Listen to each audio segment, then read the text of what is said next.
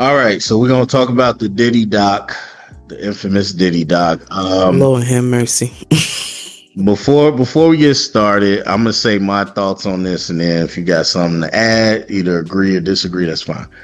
The first thing that has to be said when it comes to the Diddy doc, yes, 50 Cent was an executive producer.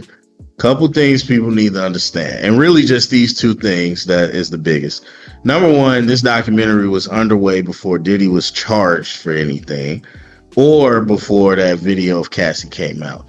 Number two, the documentary they was made by Emmy winner, and she did it the right way. They reached out to Diddy, they reached out to anybody they talked about and gave them an opportunity to refute, to be on the doc, to give their side of the story. Those people did not. Now, a lot of people, not a lot, but a handful of people have come out afterwards to be like, that's not true, blah, blah, blah. But they gave you an invitation to say, here's what we're talking about. Here's what we have. You can come look at it and then give us your side. They said no. Right. Now, I'm not saying that makes it true or not. I'm just saying they did it the right way. So all the people, the Marlon Wayans out there, 50 did this. I ain't watching it. It's a hit piece. No, it is not. It was legit work that they did. The biggest controversy probably is that they got all that footage that Diddy shot. And that, again, the documentary was underway before that. So they added that in after the fact.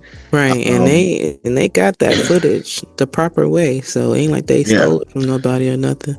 So they want to make it seem, for all the people that want to make it seem like, oh, they got this footage and threw together a hit piece. That's not what this is. So if you haven't seen it, no matter how you feel, I don't really care because you didn't see it. But if you did see it, hopefully you understand. This was like, yes, it has a certain, perspective, but they did it the right way. So that's what I want to say. They definitely did. And especially, that they were making sure they weren't controlling thought, because at the beginning and end of every episode, they put that same black screen up saying Sean Combs was charged for X, Y, and Z. He was only, accused of X, Y, and Z. He was only charged for blase, blase, blah every single time, so that you can say, take these, statements as you will on your own, Right. 4 episodes, 2 times the episodes. They reminded you of the facts of what he was actually charged for. And even when they got into the Biggie and Tupac stuff, they reiterated he has never been investigated. He's never been a suspect of this. They did what they were supposed to do. People act like this was some niggas with an iPhone that put together a hit piece. Like they made a correct documentary. Okay. With that being said, do we want to go overall impressions or episode by episode? Lord Jesus. I don't know if we're going to have to do overall, because I don't think I remember what happened in each episode individually. Yeah, we still got to talk about Stranger Things too. So let's just do overall. Is there anything that you want to go to first that stands out? The one thing that I appreciated, like you said, this was good, honest work, was the fact that all the people who I guess we have to say alleged, because he's not accused of these things yet. We're gonna say alleged a lot. His victims owned up to the part that they played in being in his hemisphere and in his circle. His business partners, his producers, the few cats that were there. But beyond all of that, I'm still open to the idea of somebody of his caliber being able to be, I watch a lot of true crime and stuff like that. I understand that the people who make you the most comfortable, who are the most homely, who, like, most people who commit these types of crimes are like your favorite uncle, the average Joe, like the people who are like, he wouldn't, most of the time when you find out somebody's a serial killer or serial rapist or this, that, there, they be like, I never knew. They wives, they sitting right at home. I never knew he would do such a thing. So I'm also not shocked at how many of, like, some of the few people who were able, speaking up saying, I've never seen, him do, or he never did me like that, or, he slighted me a little bit here and there, but, I get it. So I'm still on the fence about things because there hasn't been anything completely damning, but I also know that from just watching, like, the what was the show, Making the Band and stuff like that, kind of how Yeah. narcissistic he is, I wouldn't put it past him being some of the things that they claim that he's done either, because there's just from studying sociology, psychology, and all the ways that people operate. Yeah. I'm just saying, my ears are not closed to him doing all that has been alleged. As much as I also understand the few people who are like, I ain't never seen him, blah, blah, blah, Of blah. course. Criminals are great at masking. Hmm. A lot of them have multiple personalities and stuff like that. They're able to mask masterfully. Then to also be able to have the money to help you cover up all the nonsense or get someone else to do your grunt work so that it never traces back to you, very attainable for him as well. So, Yeah. that's where I'm Yeah. at with it.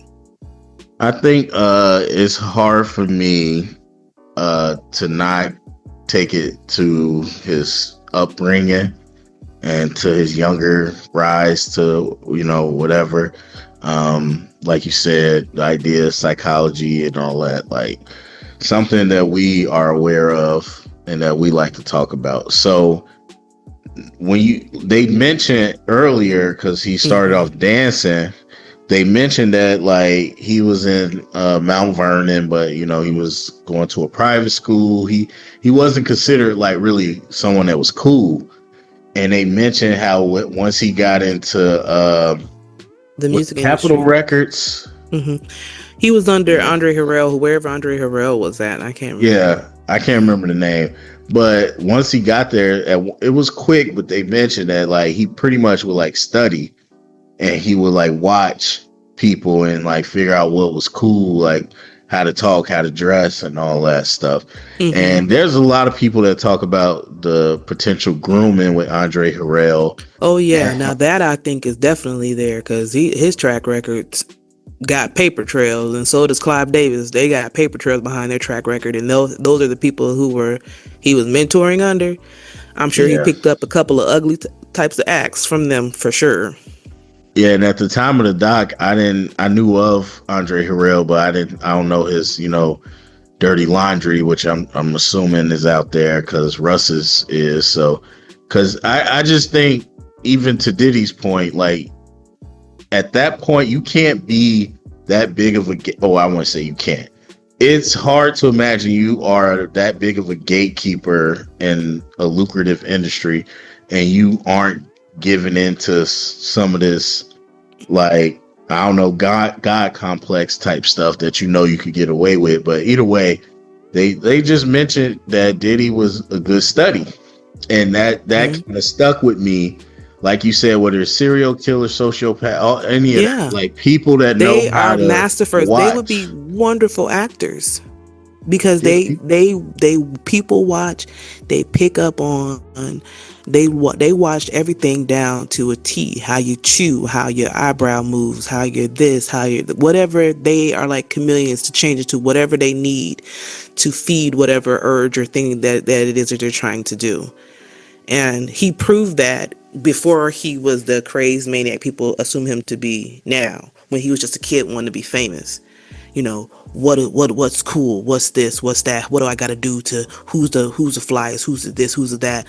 Let me put this mask on and become, you know, that. yeah, exactly. So I think, to your point, that's where my mind goes to.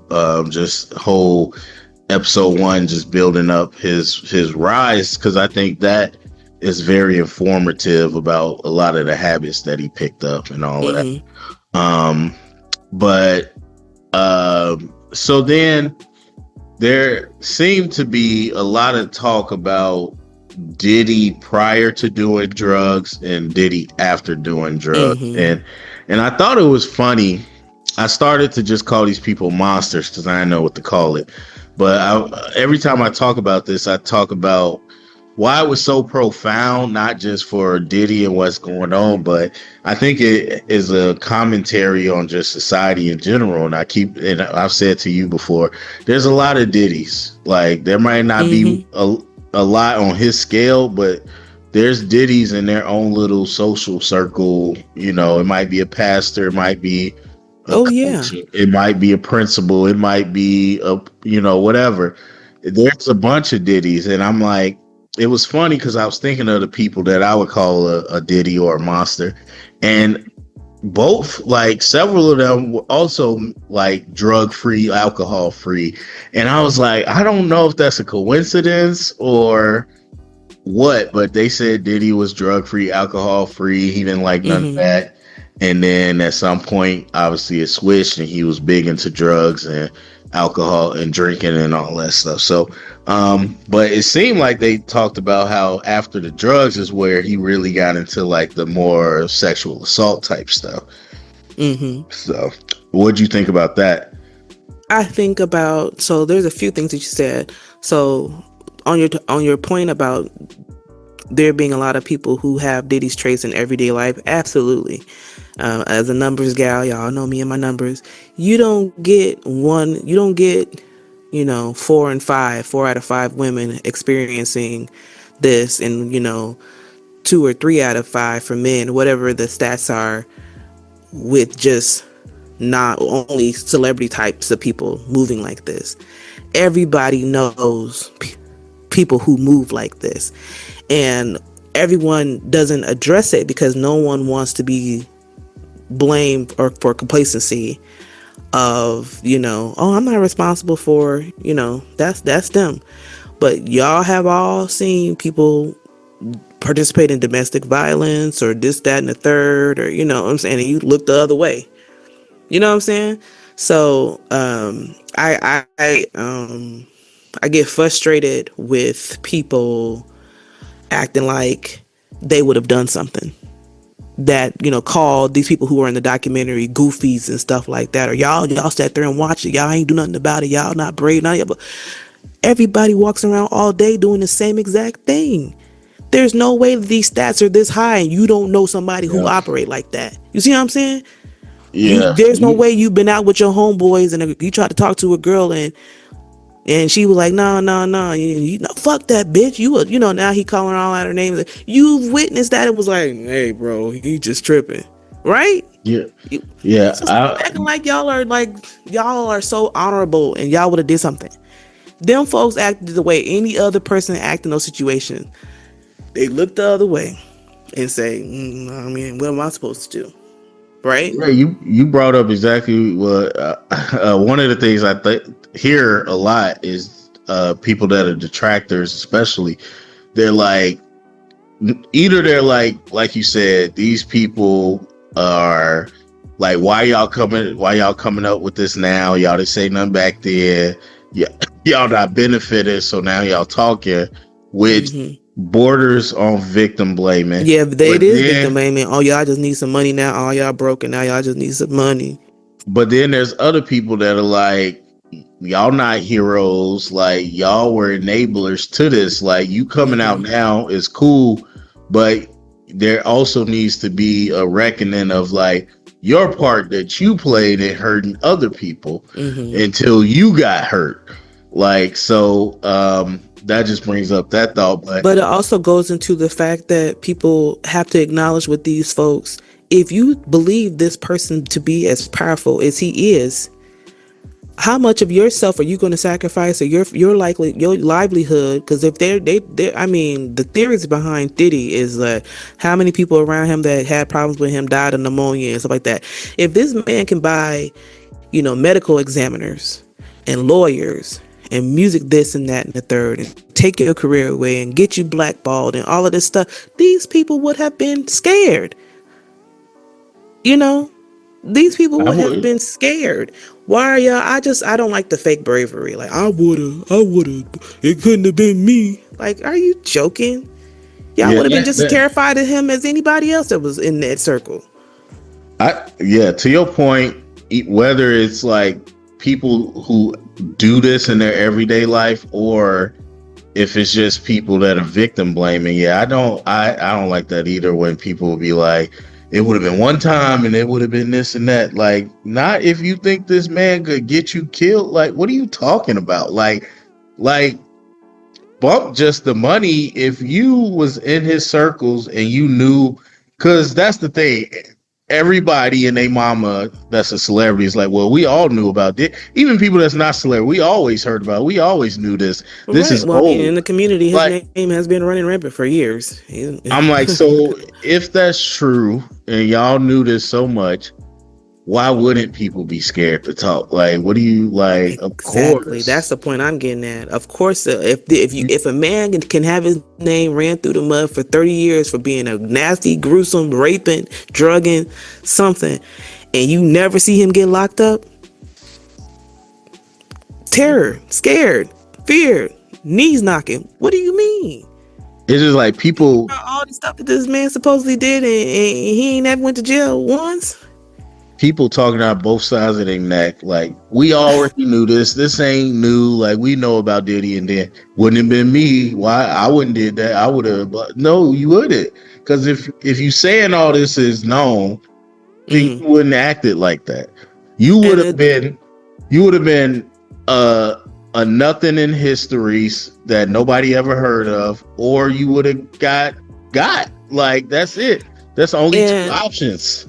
Honestly, because the one thing that's also common in the industry about celebrity status and fame is that people have to understand there's a certain personality that you have to even want to get into this industry, a very sacrificial personality of I'll give anything or do anything.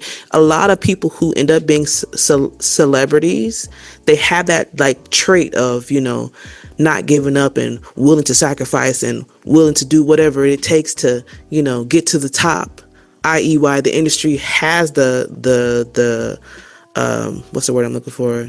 The reputation that it does about, sleeping around, the drugs, the blackmail, the this, the that, because they know that there's a certain, how bad do you want it? You know what I'm saying?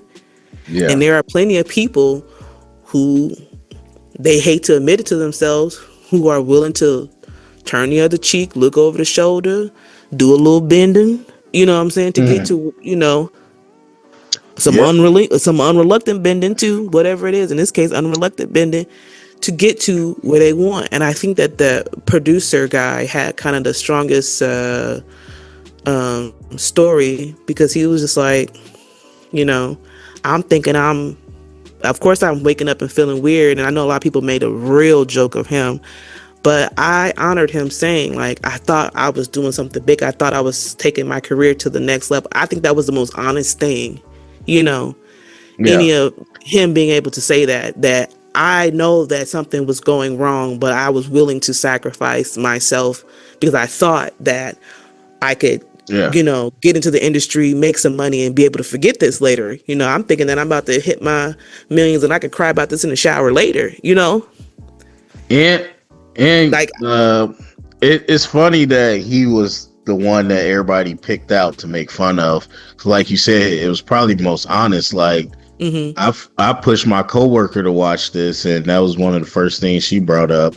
She was like, I don't understand why. Like, she said, I thought his was the most tragic, and I'm like, well, a couple things. So like, it's also because he actually talked about his situation in grave detail compared to like the initial partner, Diddy's initial partner for Bad Boy, who said, there were some sexual things, but that was a one line, didn't talk about it, So the fact that this brother was able to go into detail about it made him an easy target. People felt to like drag him in the mud. So I think a couple things happening. So you have, like you mentioned, you got this whole idea that you got to do what you got to do to make it to the top. And we talked about the gatekeepers. We're living in a world now where social media has broke a lot of that down.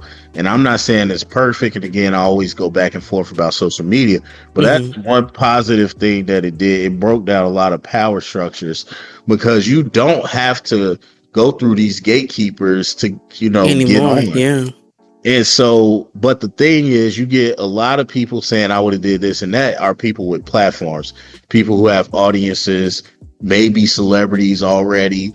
And so, yeah, you could feel like you could say that because you somewhere now. And if you're young, you could say that because you don't know what it's like to go Exactly. through Where now was the only way to get in. the only way. So when he says like, yeah, not, and everybody focuses on your butt hurt. This nigga just said P. Diddy and his son murdered somebody. Like, that was the first thing he said. Let's talk about it. That whole documentary, the worst part of it to me personally was the crimes and stuff was sad. The worst part to me that nobody was talking about, I was like, nobody's going to address that he's passed these behaviors down and he's comfortably doing this with his son. He's at freak offs and doing weird shit and murders with his son. Nobody think that's weird. Oh yeah, I didn't see no conversation around that, and that was what made me the most appalled. I'm like, this nigga's out here doing this with his kid. That's a power play. That like, guys, that's fucked up. The monsters will, like they showed a few times, they will proposition and put people in situations to where now you are beholden to me because I got some dirt on you, and that was his whole MO. Because I want, like you said, I want people to do my bidding, so I'm removed from it.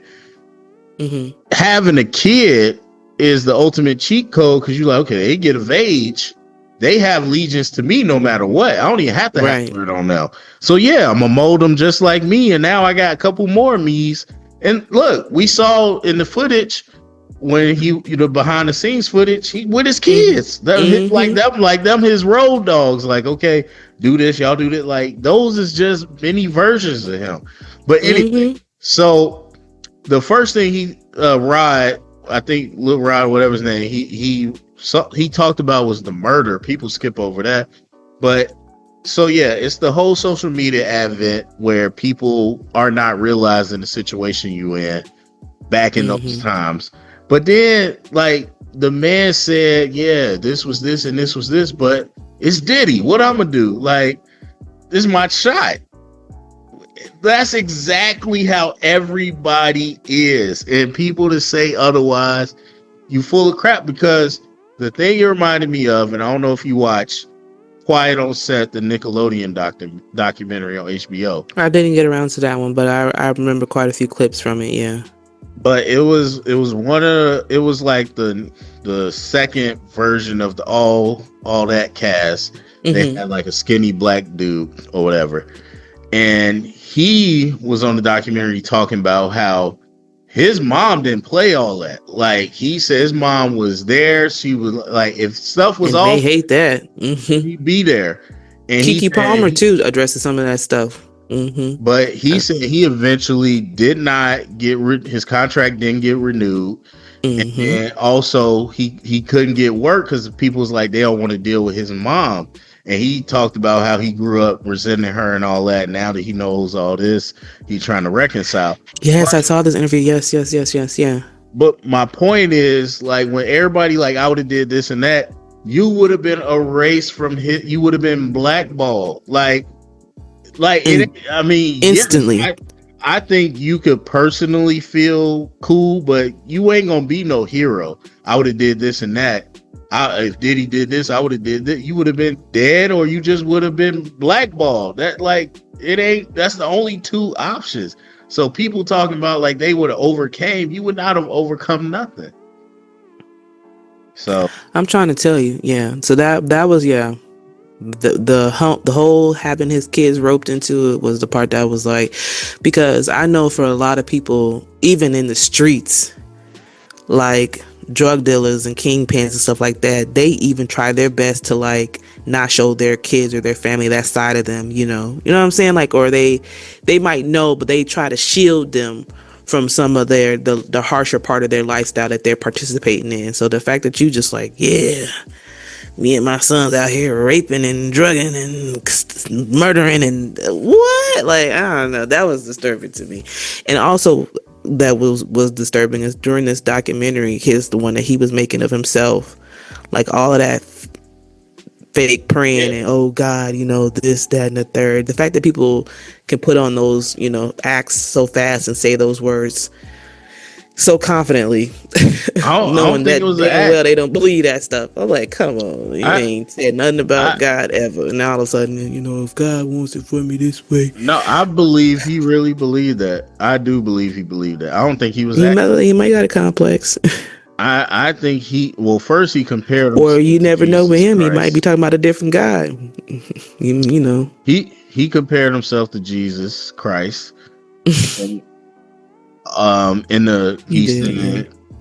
but I do believe that. I believe a lot of people, like a lot of villains, quote unquote, they believe they're in the right. That's how most of these stories go. I'm just protecting myself. They did stuff to me. I was just reactionary, Yeah, he truly. They were trying to come for me. And I do believe that. I do believe he fully believes like they just trying to tear him down, and like he did what he had to do to get what he is, and he deserved it, and like he deserved all the fame and stuff. So, but I was gonna ask about that. What did you think about that in general? Because I know it starts off immediately with the behind the scene footage, but what did you think of the fact that he shot all this footage? I think he shot all of that because he didn't think he was going to get charged with anything. I think that if you have a career of 30 plus years and not being charged with anything, I think he thought this was just another little PR thing he had to do just to, control the narrative. But that's another thing too that a lot of the old guard and the old industry is struggling with right now is that you could control the narrative because the only place that people could get news and for information was, the television. Whatever was, put on the television is all you had. The internet is making these people work overtime. As soon as you think you got a control on things, somebody got a conspiracy theory, some notes, videos, some evidence, and something. They on TikTok sharing it, and kabloom, whatever narrative you thought you was painting is gone just that quick because somebody made a little video, it got reposted 350,000 times, 1 million likes, and your ass back at square one of whatever lie or picture you trying to paint. That old shit don't work like it used to. Them niggas is working overtime trying to create them images. And I feel like honestly a lot of people that still cape for Diddy, I feel like they didn't even watch this because they literally when he was talking to the old girl from Dirty Money, which I completely forgot was a group until I watched this. Yeah, I forgot. Like I recognized those songs, but I did not realize that was a group. But anyway, when he was reaching out to old girl to make a statement for him, like him and his son literally was like, okay, she says this. We got the whole black man narrative thing where they try to tear down the black man. Mm-hmm. And I'm like, all these people that cape for Diddy with the, like we talked about earlier, the black man getting torn down. I'm like, he literally on video told you they was going to spin that narrative to help him out. Yeah. And y'all still believe it. And I was genuinely shocked that artist she was almost still writing for him. I don't know, out of fear or out of love. I don't know. Even though she admitted that she had asked him for help and he basically brushed her off and then, turn around and he need a statement.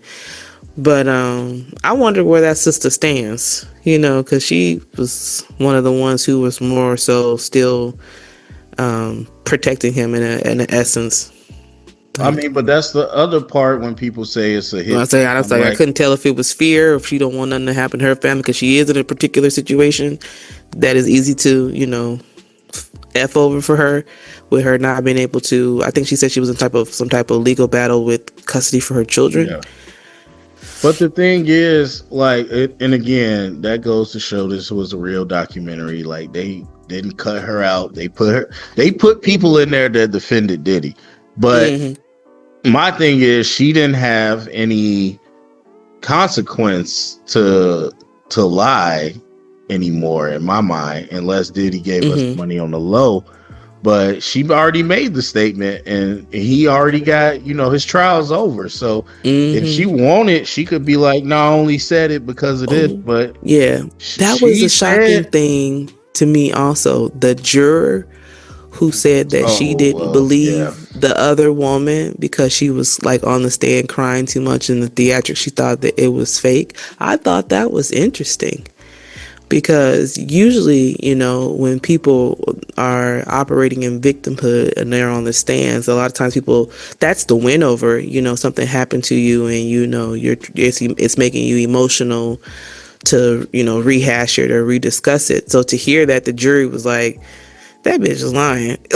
Like that was their perception of her crying a lot.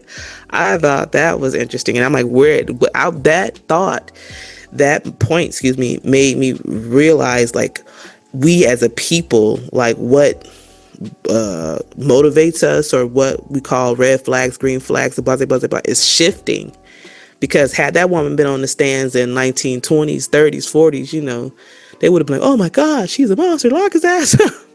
But And at in the same today's society, time, to what we know, I guess, people to be, they were like, her ass is lying. Or but that, at the same time, you know what the deal is with her, right? With that juror. No, did I miss something? So yeah, people, the internet did what they did. They found pictures of her with Diddy. Oh, no, see, no, I didn't see that. I didn't hear that. Not like a party thing, but like he was taken with people out in public. She All did that. mention, she was like, I'm a fan. So that No, was a, so she said she wasn't a fan. She said she know of Diddy like in general, and she's a fan of some of the artists he worked with. She said, but she right. Yeah, didn't you're right. Yeah, really. yeah, yeah. She She said ain't she into him. wasn't. Because everybody's like, why was she on the jury? And she Hmm. was like, she told them, like, I'm not a big fan of Diddy or anything. I just know of him. But then people found like pictures she took with Diddy. And That's wild. everybody was like, she was a super fan. That's what I'm saying. This is what I'm saying about them not being able to control the narrative with the internet. The internet takes these companies in narratives. They whatever's trying to get spun, they gonna go through it with the internet. The internet never forgets, and somebody always saves everything. Anything you post, say, do, somebody then screenshotted it, saved it, archived it, whatever. That's crazy. Now I ain't hear that, so I was just like, I thought that was a little weird I, for her to say that, and I was like, that usually the pulling of the heartstrings and crying and like I don't know. So I even mean, the Indian bro. guy too. Oh, yeah. But so again, the documentary, like a real documentary should, just gives you the evidence, quote unquote. It's up for you to decide. Like, Hmm. because some people was like talking about the jurors. I'm like, the jurors didn't have to go on there. They didn't force you Hmm. to go on there. They didn't tell you what to say. You said all you said, and people took it the way they took it. That ain't the Hmm. documentary fault. You exposed yourself. Hmm. So the documentary didn't even say, yo, these are the type of people that was on the jury. But any reasonable person watching it be like, oh, okay, so they had some It was like suspicious for questionable me. I was people. like, "What is going on here?" I'm like, I don't know. Something looks a little bought. Oh, he wouldn't even look our way. All right, I'm so like, real quick, because everybody and they mama, which I kind of roll my eyes at, but everybody and they mama with the Puff, or I keep saying that, with the Biggie and Tupac stuff. Oh, we already knew, we already knew, we already knew. mm-hmm. What? So real quick, what'd you think of what they presented in terms of those two and Diddy's connection to the To Keefe to the D and all them. deaths? Yeah. The common denominator. Like I said, I'm always going to be a stats person. Common denominator. If everybody around you keep getting shot and you keep not getting shot, No, so I think that they did a great job of showing how he had a godfather who was affiliated with, a certain lifestyle. And even though he said we didn't buy security and all of this stuff, use a lie. As a Right. black person to black person, if you got any connections and you in a sticky situation, we all know you call your cousins or whoever ever to take care of, business on your behalf because they in that lifestyle you ain't. So you gonna have them handle the business. That's just how we operate on a grander scale anyway. So I just as a person who loves hip hop and has watched it, play out, I always thought that he had something to do with it. In what capacity, I don't know. But to me, P. Diddy has always been a hating ass nigga. Like, you could tell that he always, I'm sorry, I'm just saying, he Yeah. got, to No, me, you good. he's got Napoleon syndrome and he wants to be the front runner. But I think somebody said in a documentary, which cracked me up, I think I paused it and laughed when they said the nigga wasn't talented. He could Yeah. hum, skip, or, I had to teach him how to rap or whatever. Or Well, like how to use his cadence. So Lil it's just Rod, like, the producer, said it took 7 months to record a verse. you know what I'm saying? So I think that I've watched people in real life move like that. I've had my own father had friends that move like that. They big you up, shake your hand, and you know what I'm saying. But you realize that all of a sudden, every ex you got, somehow they end up messing with. You just start to see how they trying to find a way to hurt you. They like, yeah, that's my bro, that's my brother, but they doing a lot of snifely shit to snake you because they secretly envy you. They call you a friend, but they're really a frenemy. You know what I'm saying?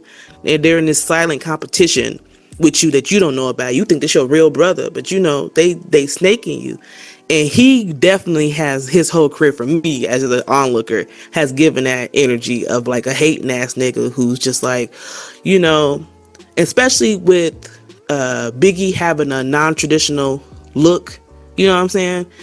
Being a larger, dark-skinned man, Yeah. which was not in at that time. We in the Albie Shore in the Barge era, you know what I'm saying? So to watch this brother getting all the women and all of this and that, and I feel like Diddy was in the background like this fat ass, ugly ass nigga. This, he getting all the bad bitches, and I feel like he looks like he has that energy to me. He always looks like he's had that like hating ass energy to me.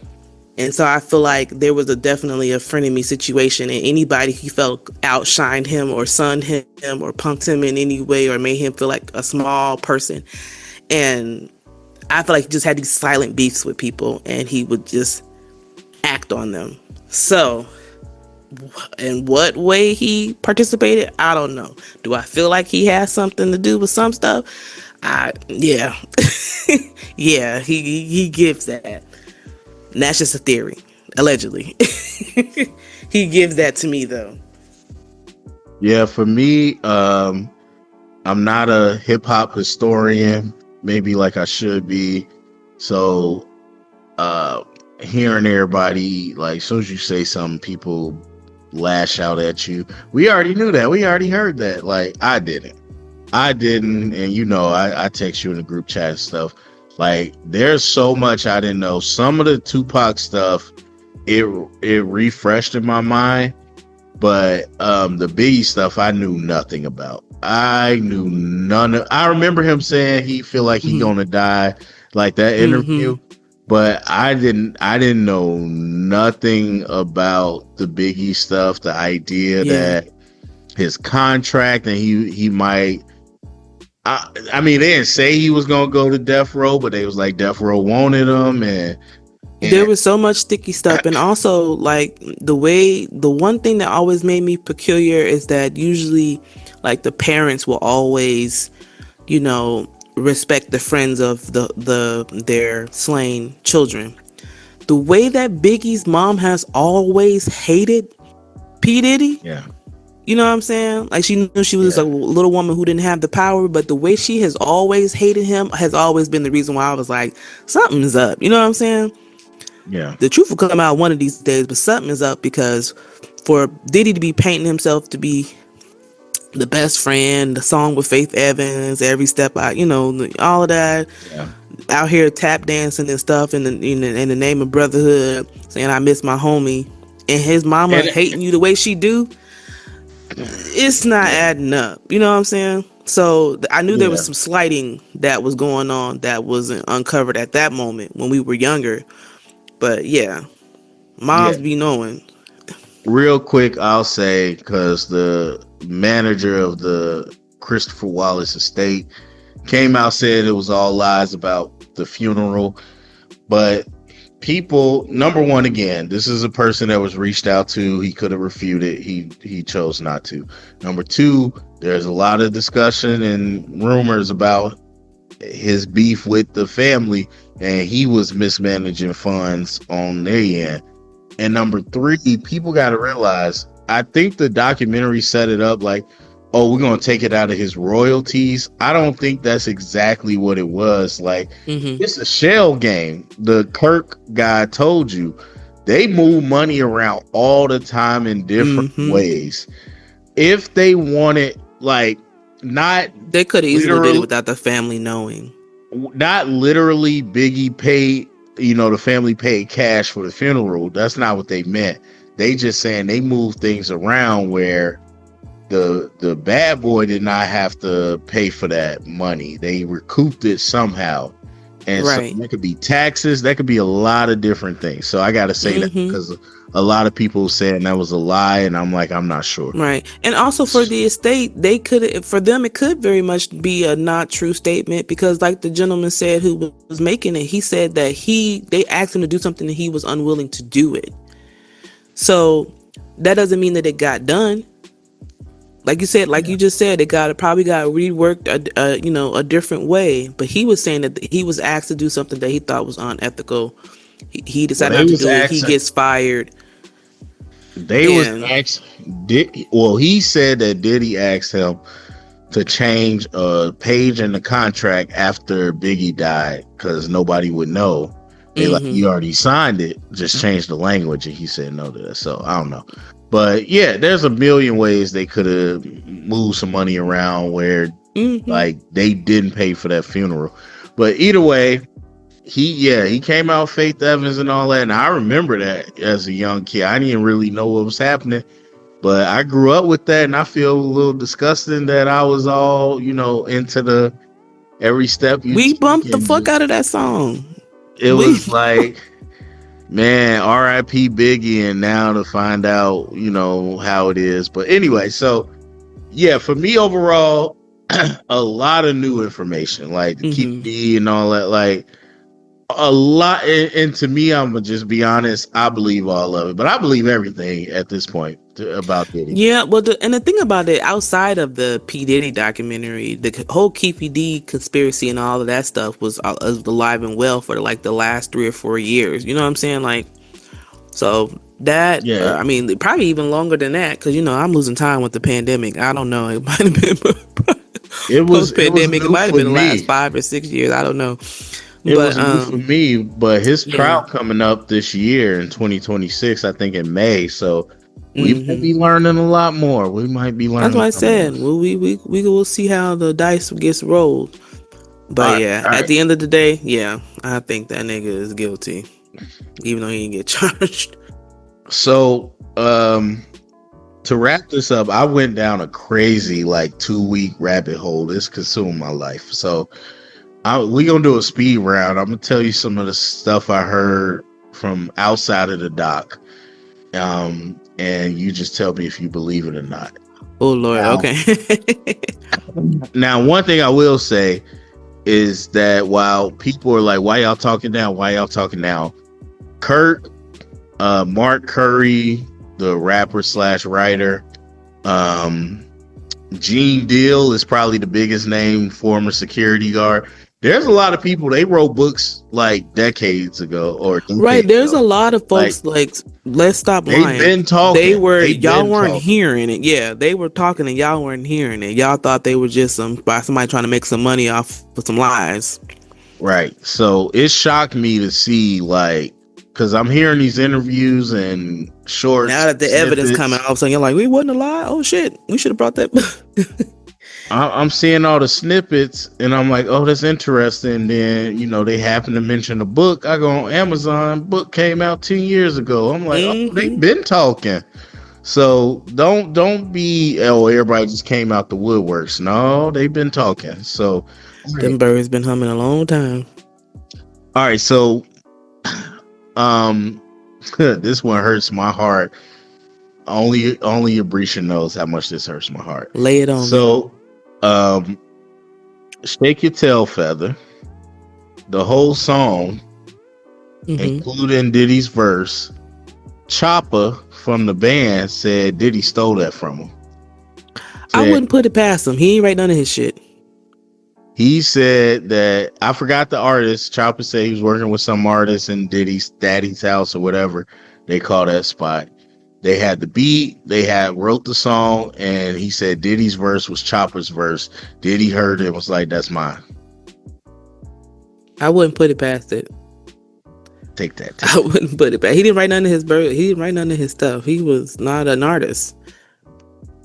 All right. There's a alleged that Kirk, I forgot his name, but Kirk, who was the co-founder of Bad Boy that did dirty and ended up homeless. They said that him and Diddy was lovers, and that once Diddy started to get big, like he basically was like, I could have whoever I want, and that's why that's why he was mad, but also that's why he didn't expose Diddy the way he could have. So that's the locks. That I'm on the fence because I could see that, and I can also see the way the brother spent it him in the documentary was that there was some of that, but he didn't allude to whether it was. I can't remember if he alluded to it being what's the word I'm looking for? Him consenting to the acts that they were doing together or not. But I could see that as a theory because we all know when lovers quarrel, shit gets a little, reckless. So I don't know, but was Diddy turned out by then? Because there's also that underground story that the turning out of Diddy was with Andre Harrell. So it's like, was he already, which he could have very much been, into men before that, but I don't know. So I'm on the fence with that one. Well, that goes into the next one, which was hinted at very, very, very shortly in the doc. But they said that Diddy was gay and feminine from a very young age, and that's why his mom beat on him so much. Because the doc said his mom wanted a prince, she didn't want a princess. And so it is said that he was very flamboyant, and that started their back and forth physically because she wanted him to be a gangster. I could see that. With a woman who chose the partner that she chose and the lifestyle that they were living, even like his early exposure to the parties and the people getting it on right in the house and the drugs and whatever he was growing up around, his mom definitely lived a different lifestyle than what he might have. I feel like his dichotomy was definitely crazy, being raised in a white neighborhood and being around white folks all day and going to these little, prep schools and whatever, and then knowing that you're there because of a drug money. I think that him not being able to fit in the lifestyle of what his parents' expectations or his mom's expectations probably is true. And looking at Diddy when he was younger, I would say so. He's got we hate to say it, I'm sorry y'all, but that he has that the people call it in the submissive shoulders. I know this is a weird thing. That's another rabbit hole.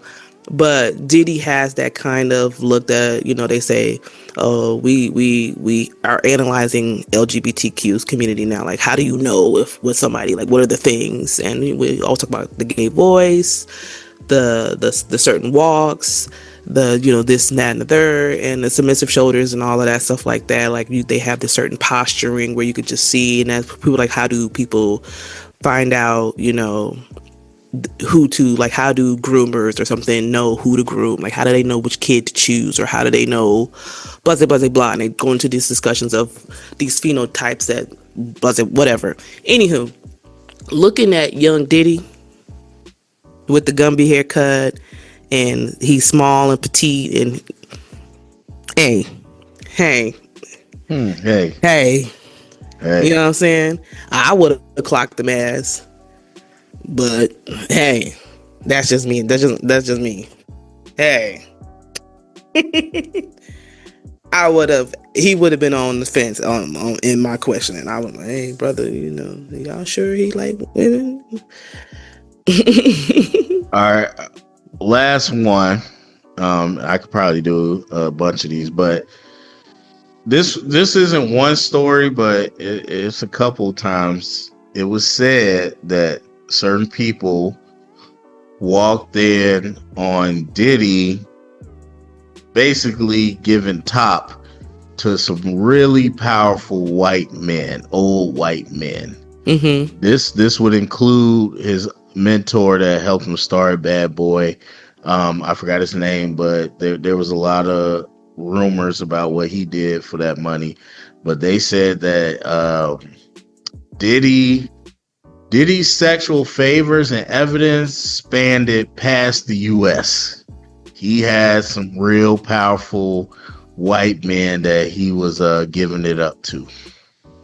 When you get cocky like that as a black man in America, and like I said, they're having that 30-year career where ain't nobody clocking it, ain't nobody bothering you, you ain't did no time, no house arrest, no nothing.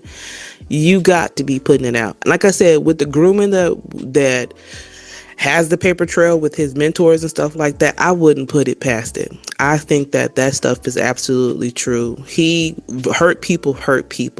He got taught the industry in a disgusting way, and I think that he kept that legacy going, and he wanted to become, one of the top dogs that he had to bow down to at some point in his career, honestly and truly. So, all right. Any last? It's so much. I know. I could do 10 episodes on it, but is there any other last thoughts on the Diddy dog? Stop victim blaming. No matter what your thoughts are on things, no matter when they decide to finally speak up on it, you don't know how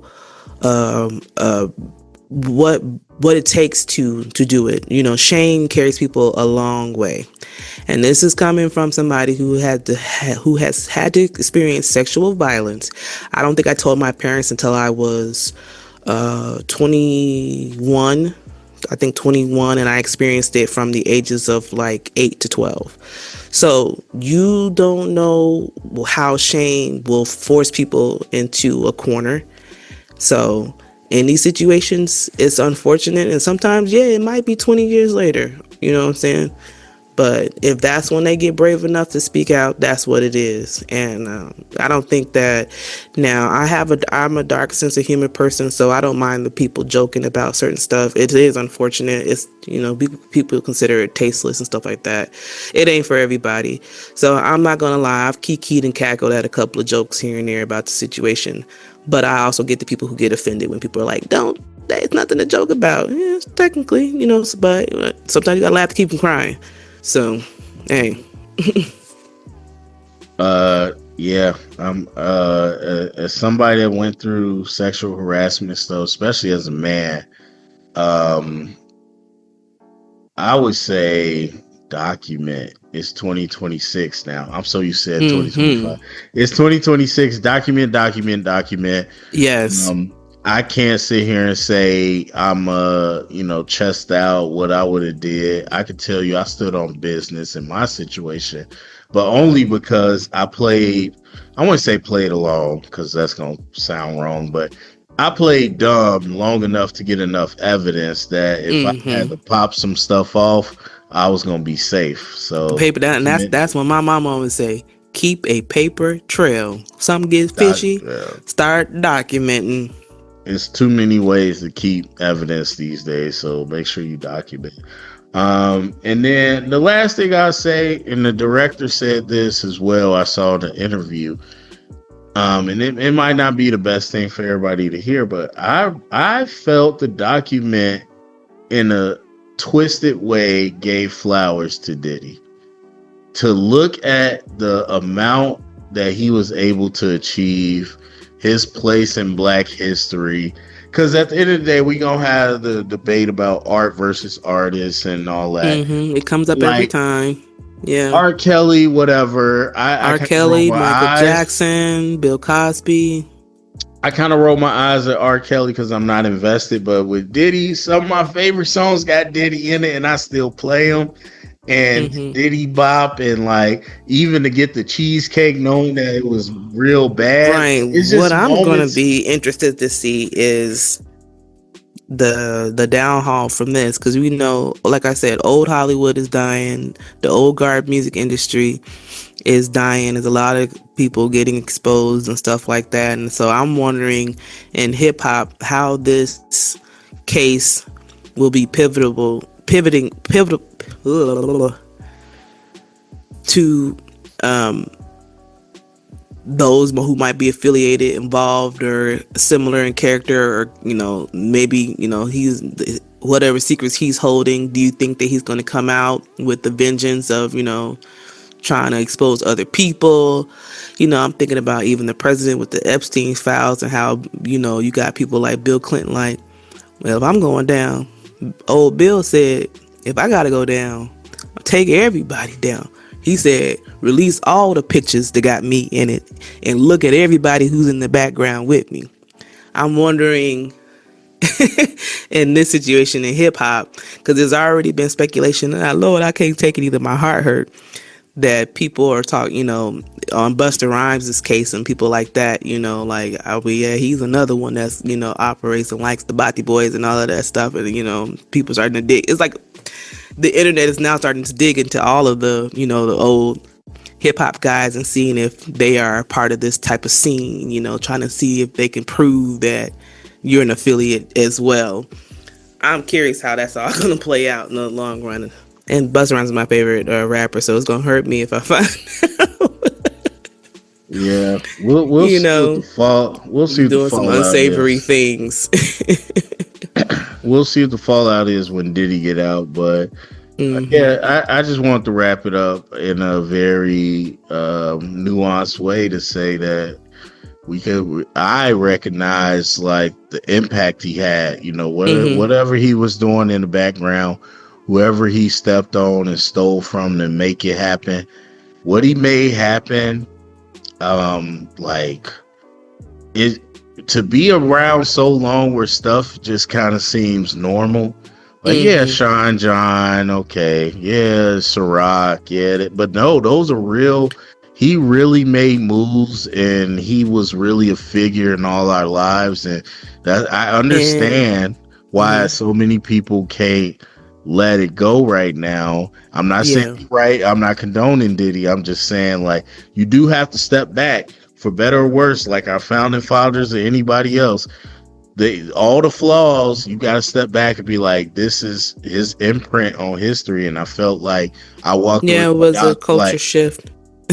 I walked away to the doc like, this is a disgusting monster, but man, Diddy is Diddy. That name will live forever, no matter how it might, be looked at. Right, Puff Daddy, Diddy, the Diddler. Yeah, the Diddler.